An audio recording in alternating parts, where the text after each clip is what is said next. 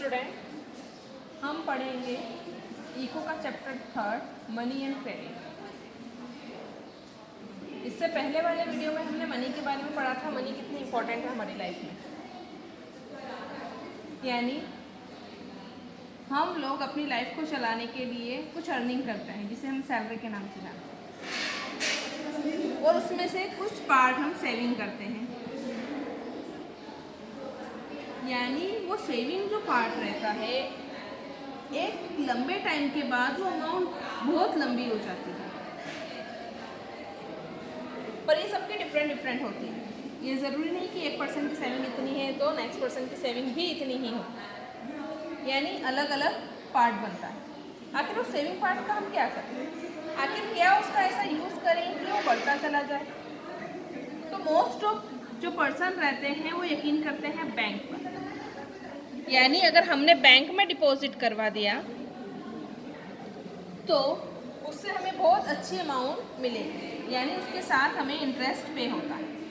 अगर एग्जांपल के थ्रू लें तो मैंने ये अमाउंट सपोज 1 ईयर के लिए बैंक में डिपॉजिट करवाया, तो बैंक इस अमाउंट के साथ मुझे इसका 6% इंटरेस्ट के रूप में देगी। ये परसेंटेज अलग अलग भी हो सकते हैं, ये 5.5, 6, 7, 8, ये बैंक की टर्म एंड कंडीशन पर डिपेंड करता है। अब बात आती है कि आखिर बैंक हमें इंटरेस्ट क्यों पे करती है, उसका उसमें बेनिफिट क्या है। तो अगर ये चीज़ देखें तो बैंक भी एक बिजनेस है, ऐसा बिजनेस जिसमें वो हमसे पैसा लेती है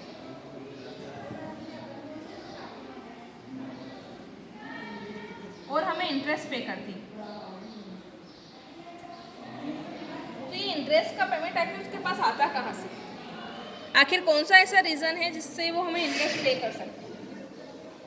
तो हमने एक चीज़ और सुनी है, लोन।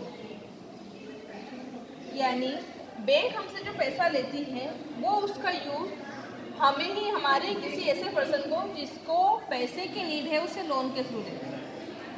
यानी हमने इंटरेस्ट के लिए पैसा जमा कराया और बैंक ने उस पैसे को रखकर उस पर्सन को पैसा दिया जिसे उस पैसे की नीड थी।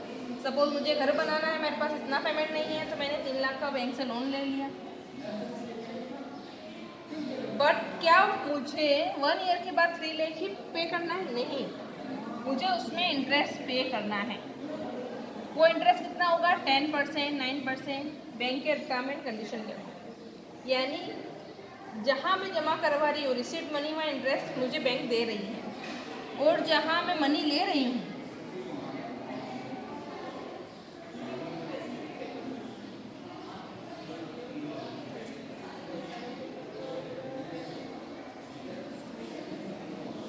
वहाँ मुझे इंटरेस्ट पे करना पड़ रहा है।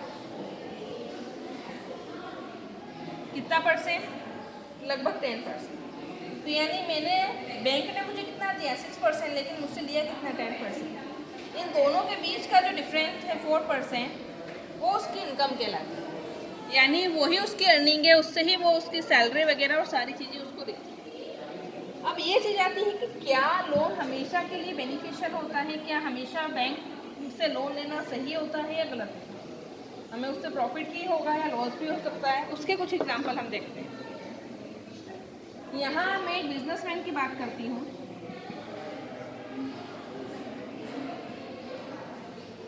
ये बिजनेसमैन एक शू मेकर है।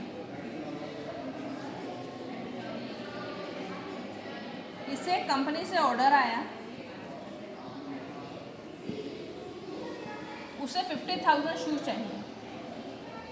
अब इस बिजनेसमैन के पास इतने पैसे नहीं है कि वो 50,000 शू का पेयर कंप्लीट कर ले, लेदर वगैरह सारी चीज़ें जो परचेस करनी होती है उसके लिए पैसा नहीं। तो उसने क्या किया, उसने बैंक से लोन लिया 3 लाख का, ठीक है, 1 मंथ के लिए। और जैसे ही उसके शू सारे कंप्लीट हुए, उसने उस शू को बिजनेसमैन को सेल कर दिया 5 लाख में। अब उसके बीच का जो डिफरेंस है 2 लाख रुपीज़, उसमें से इंटरेस्ट को माइनस किया और जो बचा वो उसका प्रॉफिट हो गया। यानी उसे लोन लेने के लिए कोई ज़्यादा प्रॉब्लम नहीं है। यानी उसे पता था कि मेरी कंपनी का जो ऑर्डर है मुझे उसको कंप्लीट करना है, और कंप्लीट होने के बाद मुझे प्रॉफिट होना ही है। तो ये लोन बेनिफिशियल था इस टर्म एंड कंडीशन। अब नेक्स्ट टर्म एंड कंडीशन देखते हैं एग्रीकल्चर की। मैं एक फार्मर हूँ, मेरे पास लैंड का बहुत बड़ा टुकड़ा है, बट मेरे पास मनी नहीं, पैसा नहीं, जिससे कि मैं अच्छे खासे सीड या फर्टिलाइजर यूज़ कर सकूँ।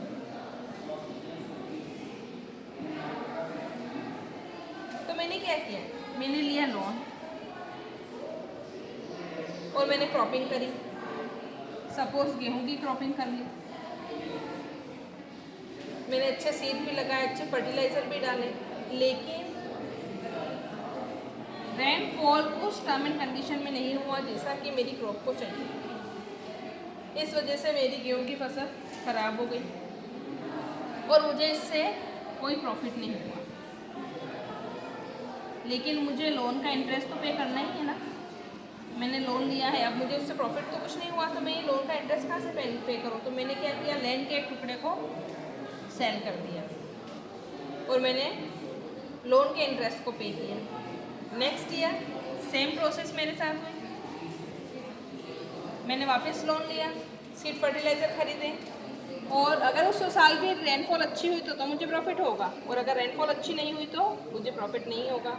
फिर से मुझे लैंड का कोई सा पार्ट सेल करना पड़ेगा। यानी लोन सब टर्म कंडीशन में सही नहीं होता है, ज़रूरी नहीं है कि लोन से हमें प्रॉफिट ही हो। आज के वीडियो में हम इतना ही पढ़ेंगे, इससे आगे हम पढ़ेंगे नेक्स्ट वीडियो में। Thank you.